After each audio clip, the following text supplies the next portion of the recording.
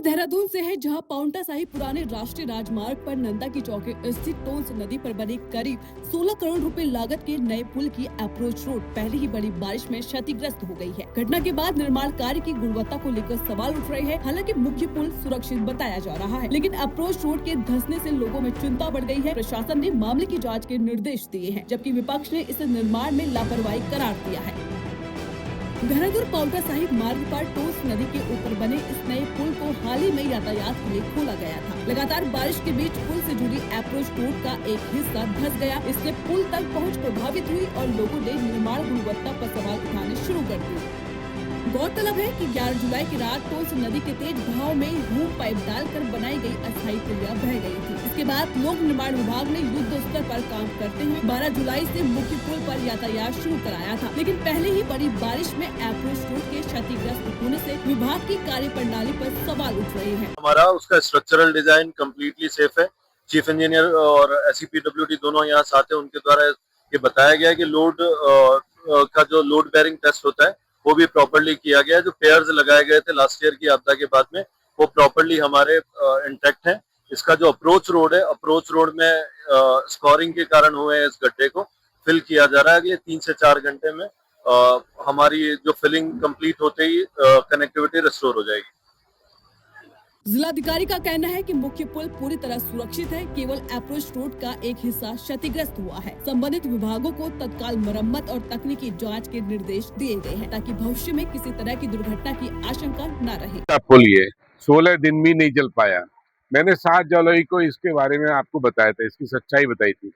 आज ये भ्रष्टाचार जो है वो खुल के सामने आ गया है कि इसमें कितना बड़ा भ्रष्टाचार हुआ है।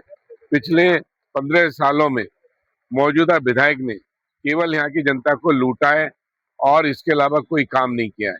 आज ये पुल का टूटना उस भ्रष्टाचार की एक वानगी है और इसमें मैंने पहले ही आशंका व्यक्त की थी कि ये जो है वो पुल का निर्माण और इसकी में घोर लापरवाही बरती गई है और वो आज सामने आ गई है। आज हमने मांग करते हैं कि इसमें जो भी इंजीनियर्स, जो भी अधिकारी शामिल हैं, उनको तत्काल बर्खास्त किया जाए और ठेकेदार उसको गिरफ्तार कर जेल भेजा जाए। और जो जनता का पैसा लूटा गया है, सहसपुर की जनता का पैसा, जो 16 करोड़ और 19 करोड़ जो अस्थायी पुल एक जो बनाया था, वो पूरा पैसा वापस जो है दिलाया जाए, उसको खाते में डाला जाए और उनके नाम जो भी इसमें भ्रष्टाचार में लिप्त हैं उनके नाम सार्वजनिक किए जाए।